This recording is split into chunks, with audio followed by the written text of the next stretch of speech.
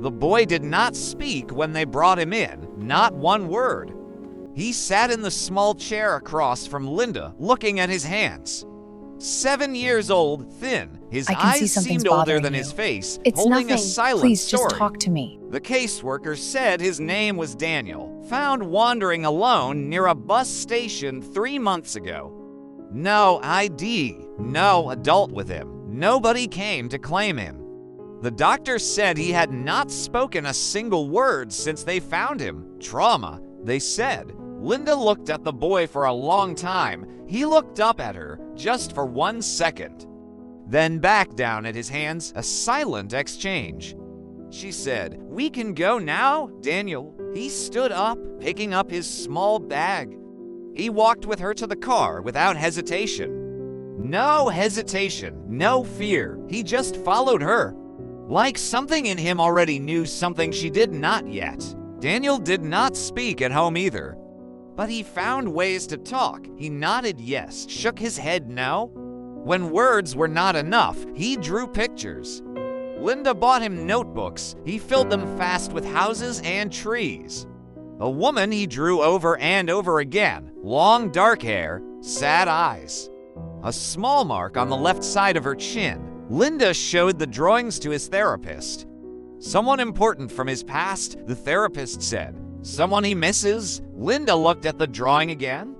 Long dark hair, sad eyes, small mark on the left side of the chin. Something moved inside her chest, a feeling she could not name yet.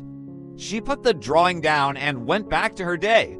6 weeks after Daniel came home, Linda did something she did every few months. She went through old boxes. It was the kind of thing you do when you miss someone. Her sister Grace had been gone for 9 years. Not dead, just gone. Grace was the beautiful one, the loud one. The one who laughed too hard. She had fallen for a man who was no good for her. Linda had begged her to leave. Grace chose him anyway. And then one day, 9 years ago, she stopped answering her phone. Linda had searched, filed a missing persons report, hired someone to look. Nothing. She opened the box. Old photographs on top. She picked one up. A family gathering. She and Grace sitting together on the steps of their mother's house. Grace laughing, hair long and dark.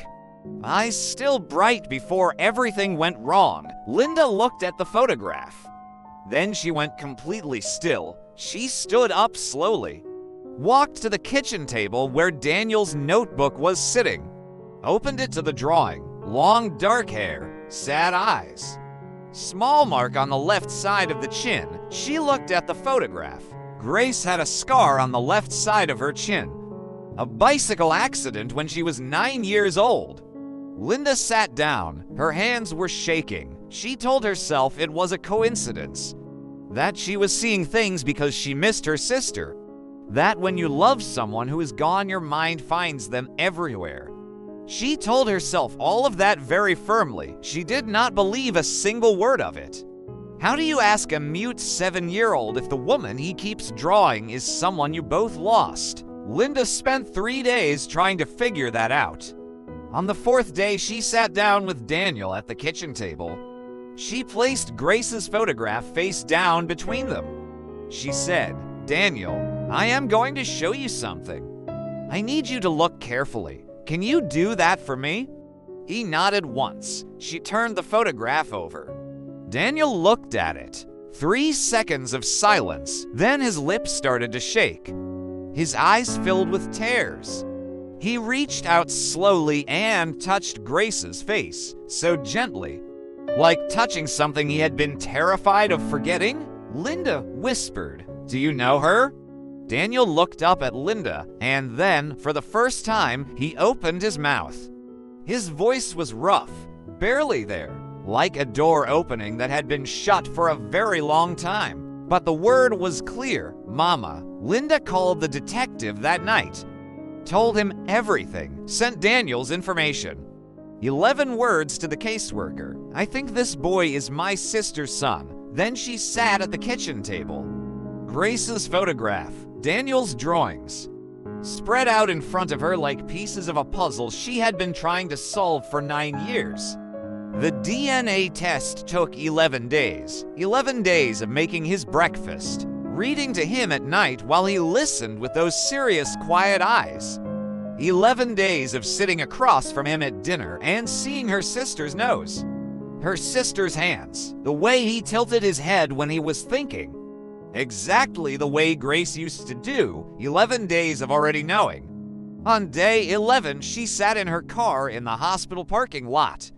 Phone in her hand, one email notification blinking. She stared at the screen for a long time. Then she opened it, read the first line, put the phone face down on the seat, and cried the kind of tears that only come when something you stopped believing in, quietly, turns out to be true. The DNA confirmed it. Daniel was Grace's son, which meant Grace was somewhere. The detective moved fast now that he had something real. A child, a timeline, a bus station, a date. 3 weeks later, he called Linda. Grace was alive. She was in a rehabilitation center 4 hours away. Had been there for 7 months. She had finally left the man. But not before losing almost everything. Her health, her home, her son. She had been getting better so she could find him.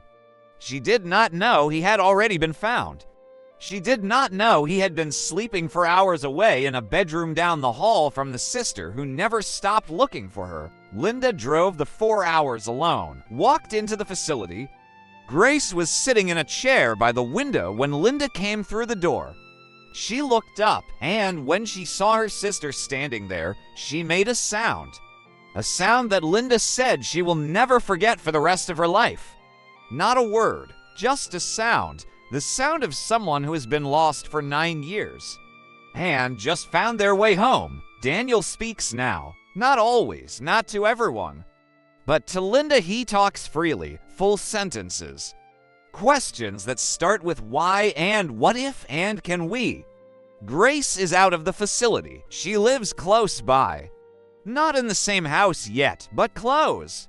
Building herself back slowly, one day at a time. Every Sunday, the 3 of them have lunch together, Grace and Linda and Daniel. 3 people who lost each other in different ways, sitting at the same table every week. Daniel always sits in the middle, between his mother and his aunt. He never has to choose a side. He just sits right there in the middle, where he belongs. Linda still has the first drawing he ever made. The woman with the long dark hair and the sad eyes. And the small scar on her chin, she had it framed. It hangs in the hallway of her house between Daniel's bedroom and the front door. Right where you cannot miss it, a 7-year-old boy who stopped speaking drew his mother every single day so he would not forget her face. He never stopped drawing her. And she never stopped existing in those lines, waiting to be found.